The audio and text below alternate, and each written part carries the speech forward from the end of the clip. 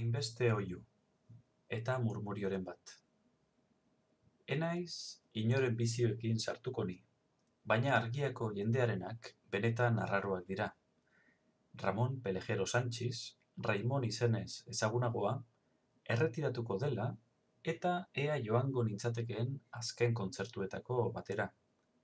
Ea egunen batean Liberté, Egalité, Beyoncé edo Ariana Granderen kontzertu baten kronika eskatzen didaten. Guztira 12 azken kontzertu ziren. Ondo. Guztiak maiatzean egitekoak. Ondo. Baina sarrerak urte hasieratik zeuden agortuak. Ez hain ondo.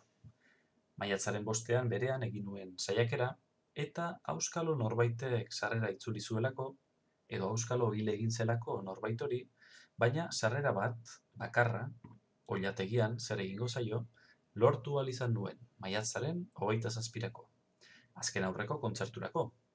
Ez azkenerako, ezin izango diet nire bilobei Raimonen azken kontzertuan izan nintzela esan, baina kronika kobratu, idatzi ahal izango dut behintzat. Eskerrik asko beraz, sarrera itzuli zuen edo auskalo hil egin zen pertsona horri. Ez da lehen aldia noski, bereziki gustoko ez dudan norbaiten kontzertu batera joaten naizela. Tira, gustoko ez dudan. Raimon ez dut gehiegi jarraitu esan. Bere hit klasikoak ezagutzen ditut, nola ez. Baina beti iruditu izan zait, kantatu baino, oihu egiten duen kantari bat. Eta ni gehiago naiz murmurioaren aldekoa. Beti iruditu izan zait, kantatzen etzekien kantari bat. Eta horrek ez du derrigorrez zer esan nahi, begira Fermin Muguruza. Ez da lehen aldia beraz, baina oraingoan bereziki deserosonago. Izango da agian kontzertua Palau de la Musika ahal guztidunean egingo delako.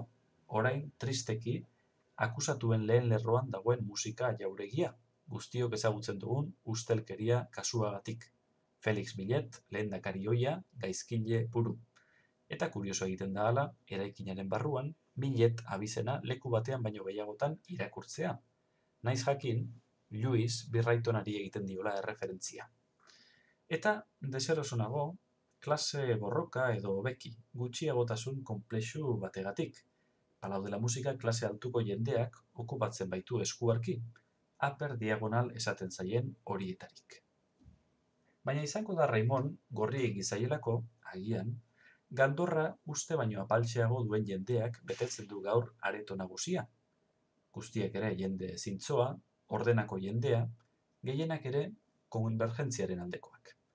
Kuriosoa halaber, orain ustez horiek ere independentistak direlako. Eta Raimonek inoiz aitortu izan duelako, bera ez dela independentista. Gaur egun Kataluniak bizi omen duen prozesu politikoaren gaineko zalantzak adierazteaz batera. Ea nola ausartzen den ordean, Raimon bezalako ikono bati lezioak ematera. Eta publikoak ematen du, barkatu egiten diola bekatu hori. Ahaztu behintzat. Azken aurreko kontzertuan ez zorionez, baina azkenean independentzia oiukatu omen zuen jendeak. Gustora ikusiko nuke ze aurpegi jarri zuen Raimon Gizarajoak. Adibidez, barkatu egiten dio familia politikoak, kolautarrek ez, besteak, emaztearenak alegia. Kasualitatez, hoiek ere, maiatzaren 27-ako sarrerak lortuta, baina abendutik, oin puntetan iragan dira Raimonen ez independentismoa aipatu diedanean. Esteladaren bat bada aretoan, naiz eta ez den iristen Millet abizena estaltzera. Kontzertua hasi da halako batean, 10 justu paseak direnean. Berandu egin niretzat, lehen loaldiaren atarian egoten bainaiz ordurako, eta Barsak Alavesi lehen gola sartu ondoren. Abesti niretzat eta susmoa dut publikoaren zati handi batentzat erabat ez ezagunekin hasi ere. Ezagunak nizkion abesti zaharruno, koldarkor, builatxu horiengandik urrun. Chanson frantses napolitarretik gertuago sorpresa atsegina. Atorra gorria jantzirik, musikaria akats gabez inguratua, bi gitarra, kontrabaxua, klarinetea, belarri gotorrontzat eztia diren melodiak interpretatzen ditu. Adibidez, 14. mendeko testu batekin osatua den Elogi dels diners, publikoak bereziki txalotua, auskalo testu inguruak hartara bultzatuta. Kantuek aurrera egin ala, deskubrimendu bat. Raimonek, kontxo, uste baino hobeki kantatzen du. Kantatzean oilarra instituzionalizatu duen kantariak. Oilarrei muzin egin gabe, pekata minuta eserlekua oilategian dugunontzat, baina murmuriotik gertuago, oihutik baino. Dantza eta guzti egiten du abestiren batean. Tarteetan, hitz gutxi hori bai, despedida kontzertu bat izan arren.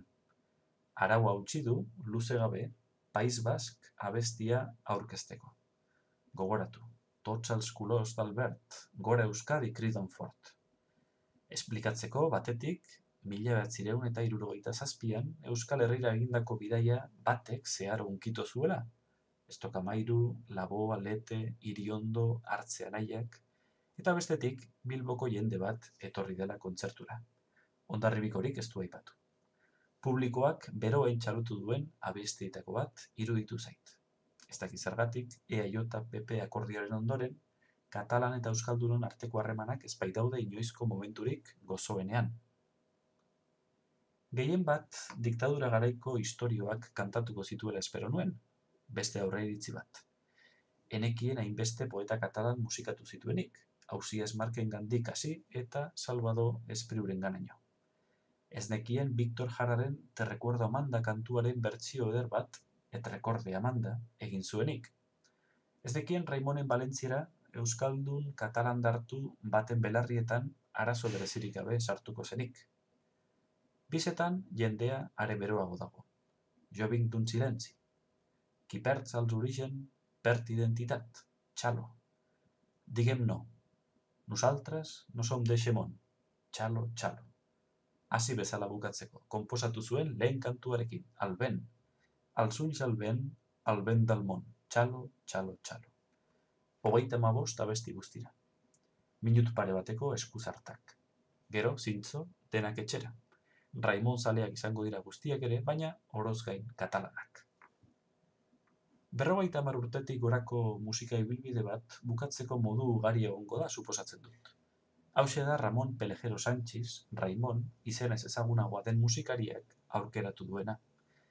75 aspaldi pasata, orain 11 urte hain zuzen, erretiroa hartzeko deliberoa hartu du orain, 1940an Xatiban jaiotako musikariak.